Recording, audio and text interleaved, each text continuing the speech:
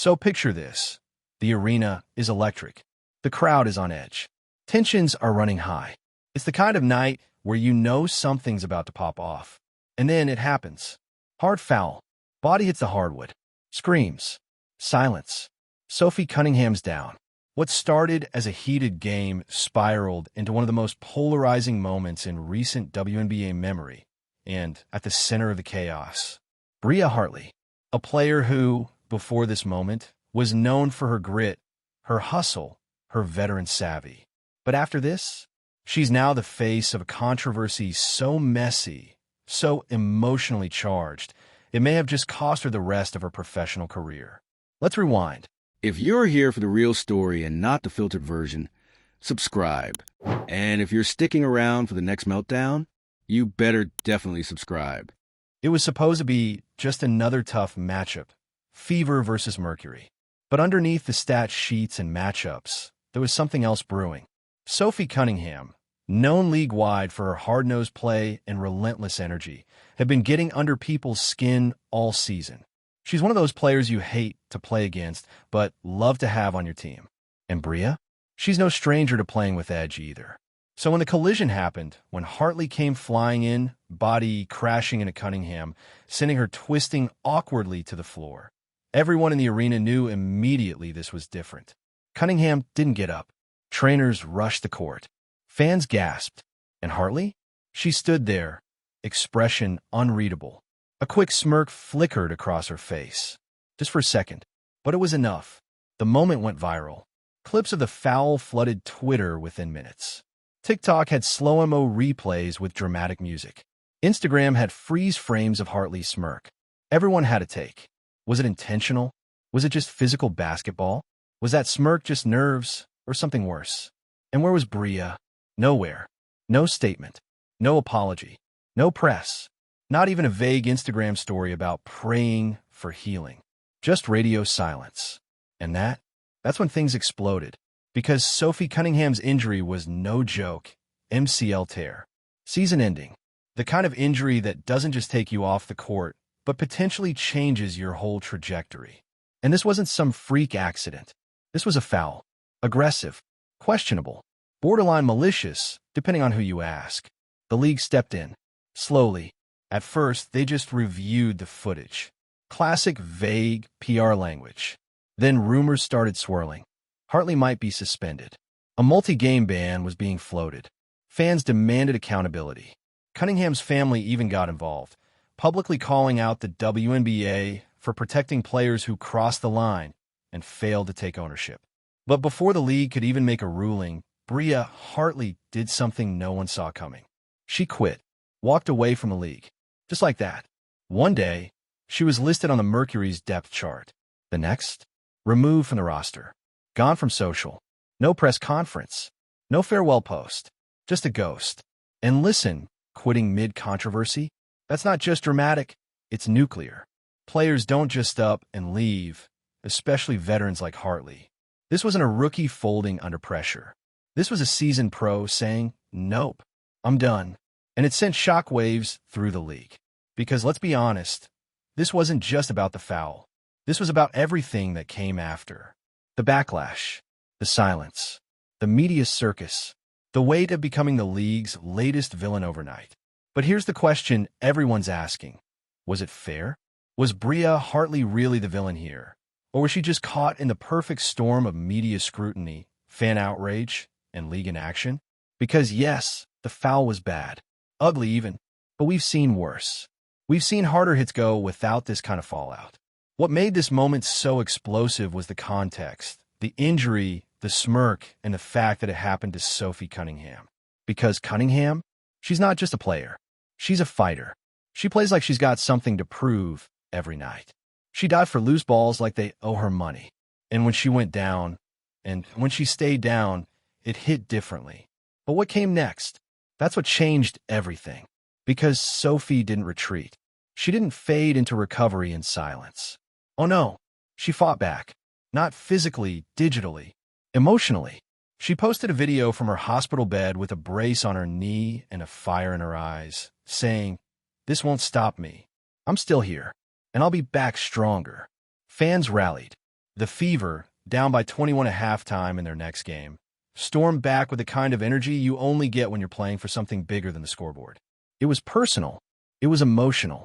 It was one of the greatest comebacks in franchise history. And they dedicated it to Sophie. Meanwhile, Bria was just gone. And that silence? It didn't read like grace. It read like guilt, like escape, like walking away instead of facing the fallout. But here's where it gets complicated. Because in the days after Bria's disappearance, some fans started pushing back. Not everyone was ready to cancel her. Some said the foul wasn't that bad. Others pointed out the hypocrisy, how certain players get labeled dirty, while others, who play just as physically, get called passionate. I wonder why. And slowly, it became clear this wasn't just about Bria Hartley versus Sophie Cunningham. It was about how we treat athletes when they mess up, about whether there's space for mistakes, for redemption, about how quickly we turn people into villains with a single clip. It was also about the WNBA itself, its lack of transparency, its slow response, its struggle to balance competitive intensity with player safety. Because what should have happened? A statement, a ruling, accountability for the foul and for the injury, support for Sophie, guidance for Bria. Instead, we got silence, speculation, and a player who chose to walk away before the league could decide her fate. And maybe that was the point. Maybe Bria Hartley looked around, saw the writing on the wall, and decided she didn't want to be part of a system that wasn't going to protect her either. That was never going to give her a fair shot at owning her mistake, apologizing, and moving forward. Or maybe she just cracked. The pressure, the heat, the social media microscope. Not everyone's built to withstand that. Because let's be real, being a professional athlete in 2025 means more than just playing the game. It means being perfect on the court, online, in interviews. Every foul is a trending topic. Every facial expression a viral meme. And one bad play, one moment of poor judgment, it follows you forever. So maybe Bria didn't quit because she couldn't take the punishment. Maybe she quit because she knew the punishment had already begun and it wasn't going to stop. And as for Sophie, she's become a symbol, not just of resilience, but of resolve, of what it means to take a hit, literally, and get back up swinging, even if your leg's in a brace. And that comeback win? That wasn't just a game. It was a statement, a rally cry, a reminder that even when the league fumbles the response, the players will carry the weight. So where does that leave the WNBA? In the middle of a reckoning, about how it handles conflict, about how it protects its stars, about what accountability really looks like, and about whether silence, both from the league and from the players, should be allowed to write the ending. Because Bria Hartley's story didn't end with an apology, or a suspension, or even a conversation. It ended with a question mark. And maybe that's the scariest part. Today's honorary award, most dramatic exit in a supporting role, goes to Bria Hartley for quitting the league before the league could even make a decision. Now it's your turn. Was Bria's foul unforgivable or just part of the game? Did the league drop the ball, or was she already out of bounds? Is Sophie's resilience the real story here? Or is this the wake-up call the WNBA needed? Drop your thoughts, your hot takes, your wild theories in the comments. And don't forget to subscribe, because trust me, this isn't the last time a single moment changes everything. Until then, stay passionate, stay loud, and maybe, just maybe, keep your elbows in check. Because if you think Bria Hartley's silent exit was just some heat-of-the-moment decision, you're missing the bigger picture. This wasn't a walk of shame. It was a statement, an unspoken middle finger to a league that, in her eyes, wasn't worth the fight anymore. And the craziest part? No one stopped her. No teammates begging her to stay. No league official offering a second chance. No press tour to clear the air. She dipped out of the WNBA like she was leaving a toxic group chat. Left conversation. No emojis. No context. Poof. Gone. Now, does that look like guilt? Sure. You could frame it like that. Bria couldn't handle the consequences. That's the easy narrative. But what if it's more complicated than that?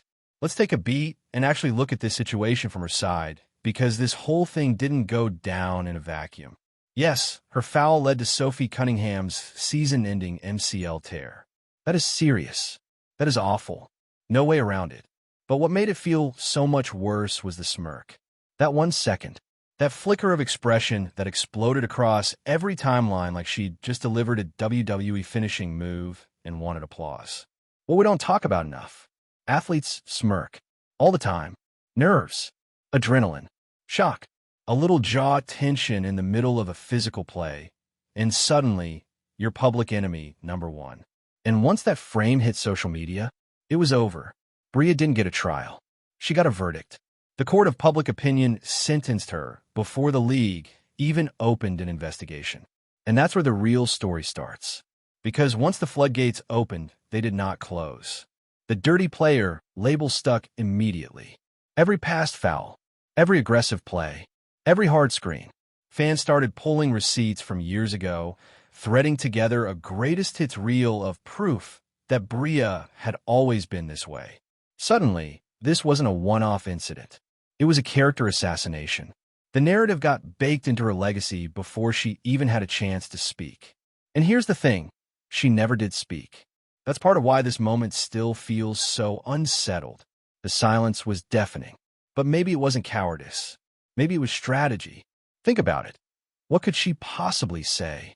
If she apologized, she's admitting intent. If she denies it, she's gaslighting an entire fan base watching the same video on repeat. If she explains the smirk, it looks like she's making excuses. There was no winning move. So she didn't play the game. She left. And now, everyone's left arguing over what really happened, because the person who could explain it isn't around to do so. And honestly, you have to wonder, what does that say about the state of the WNBA right now? Because this wasn't just about Bria Hartley and Sophie Cunningham. This was a systems failure. Where was the league? Why did it take days to even address the incident? Why was the only official communication a vague, pending review?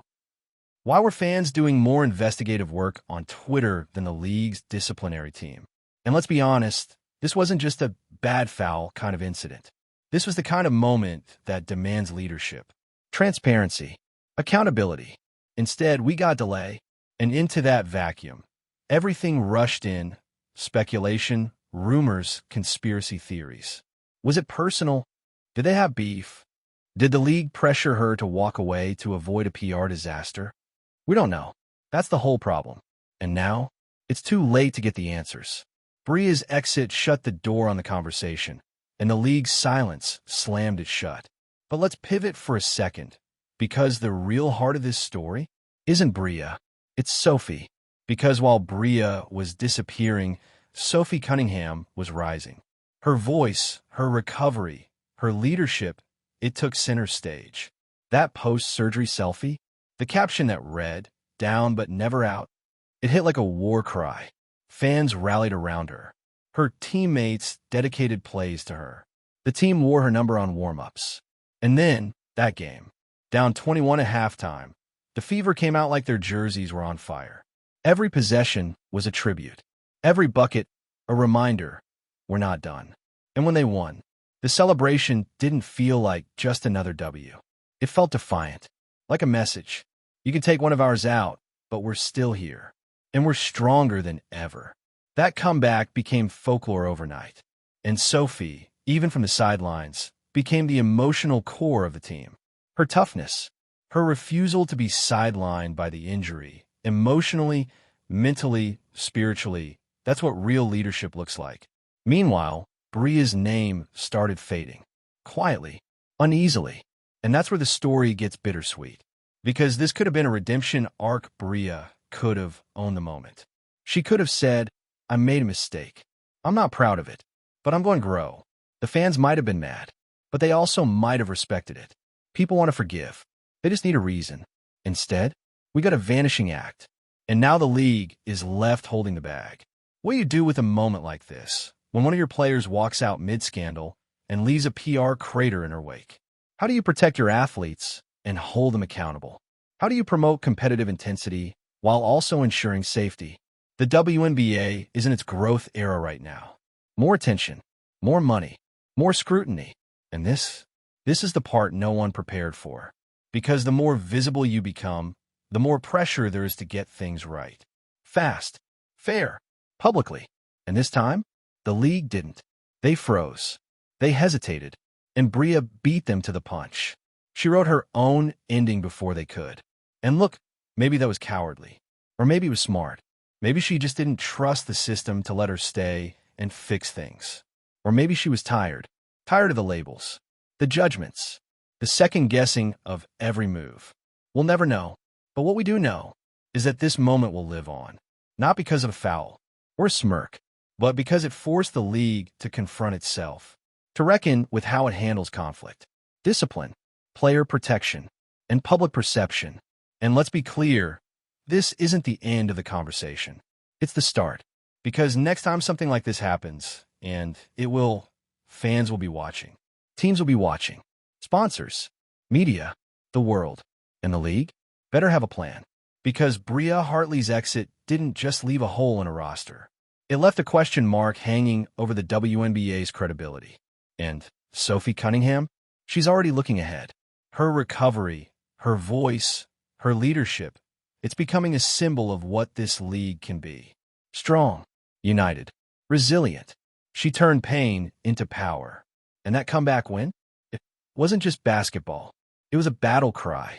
If anything, we've only peeled back the first few layers of the Bria Hartley and Sophie Cunningham fallout. You think a controversial foul, a career-threatening injury, and a sudden mid-season retirement is just a one-week storyline? No. This is the kind of slow-burn chaos that leaves scorch marks on an entire season, and maybe the league itself. Because now that the dust is settling, people are starting to realize what just happened.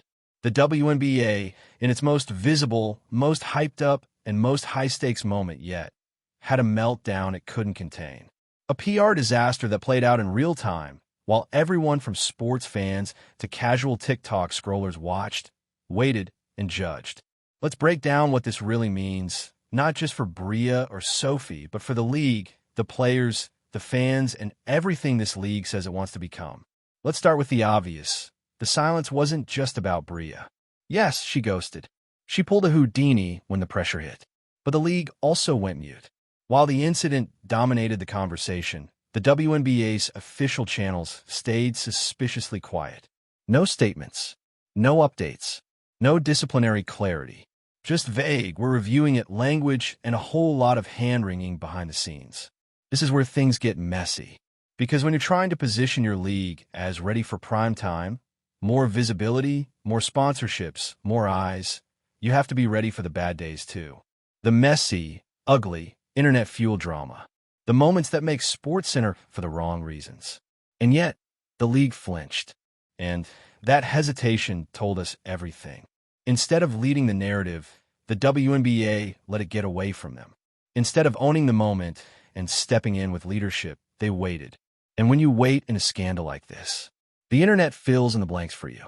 And that's exactly what happened. Suddenly, Bria Hartley wasn't just a veteran player who made a bad play. She became a symbol of reckless aggression, of what's wrong with the league, of the lack of accountability. And she never got to take control of her own story, whether she wanted to or not. But here's where the plot thickens. Because now that Bria's gone, she's become more famous than ever. Think about it. Her career might be on ice, but her name is in every headline. Her clips are racking up views. Her absence is a presence. She left the league, and somehow, she's the most talked about player of the month. How's that for irony? And you know what that means, right? The Bria Hartley discourse isn't ending. It's just changing. Now the narrative is, should she be allowed back? Wait, what? Yeah, that's the next phase. Because when you quit in scandal, you don't just disappear. You become a case study, a conversation starter. And already, the fan base is splitting down the middle. On one side, you've got the crowd that's furious, rightfully so. You injured a player, walked away from accountability, and now we're supposed to act like it's all water under the bridge. These fans are not letting go. They want consequences, closure, a clear ruling. They want the league to make an example of her. On the other side, the Bria didn't deserve this crowd. The people saying she was treated like a villain for one bad moment. That the league abandoned her when the heat got too high. That fans took a single smirk and turned it into a personality trait. That maybe, just maybe, she was pushed out rather than walking away. And here's the kicker. They both have a point. Because Bria should have owned her moment. But the league should have given her the structure to do that. And instead, both sides choked. One disappeared, and the other deflected. Which brings us back to Sophie Cunningham, the anchor in this entire chaos storm. Let's talk about her comeback story, because honestly, it deserves more attention. After that brutal fall, after the screaming headlines and injury reports, Sophie could have gone dark. She could have retreated, let the rehab speak for itself. But instead, she chose to speak louder. She showed up, online, on the sidelines, in interviews, in spirit. And she didn't just speak, she led. From her hospital bed, she sent rallying cries. She posted videos of her recovery with captions like, "Setbacks are setups," and "I'll be back. Watch me." Her energy, unshakable. She wasn't asking for sympathy. She was commanding respect. And her team, they fed off it. You could feel on the court. Every rebound, every loose ball, every dive. The Fever didn't just play for the scoreboard. They played like they were defending one of their own. And when they pulled off that comeback, the biggest in franchise history, it wasn't just a win. It was a message. You can hurt one of us, but we're still coming. That's legacy stuff. That's 30 for 30 documentary material. That's what gets remembered. Meanwhile, Bria's side of the story, it's stuck in limbo. She's not posting, not clarifying, not returning, which means her narrative is frozen in time, defined by a foul, a smirk, a disappearance. And that brings us to the scariest part of all this. Legacy is being written in real time.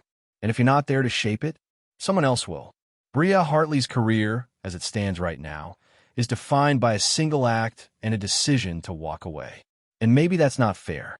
Maybe it's too reductive. But in the world of pro sports, that's the risk. If you don't tell your story, someone else will do it for you, with fewer facts and way more fire. So what now? Does Bria make a return? Does she give that long overdue interview? That Instagram post? That "let me tell you my side" moment? Or does she fade out completely, forever stamped with a narrative she never corrected? And what about the league? Do they learn from this? Do they finally create a real disciplinary framework? One that's transparent, timely, and communicated clearly to the public? Because let's be honest, this whole mess didn't just hurt Bria or Sophie. It hurt the league. Every time a scandal goes unmanaged, every time the silence feels louder than the statement, it chips away at trust with the fans, with the players, with everyone watching. And this moment was a big one. So the question now isn't just, what happens to Bria Hartley? It's what happens next time. Because there will be a next time. That's sports. That's life. People mess up. Fouls happen. Emotions run high. It's how the league responds that decides whether the fallout becomes a disaster or a turning point. And right now, the WNBA has a chance to choose.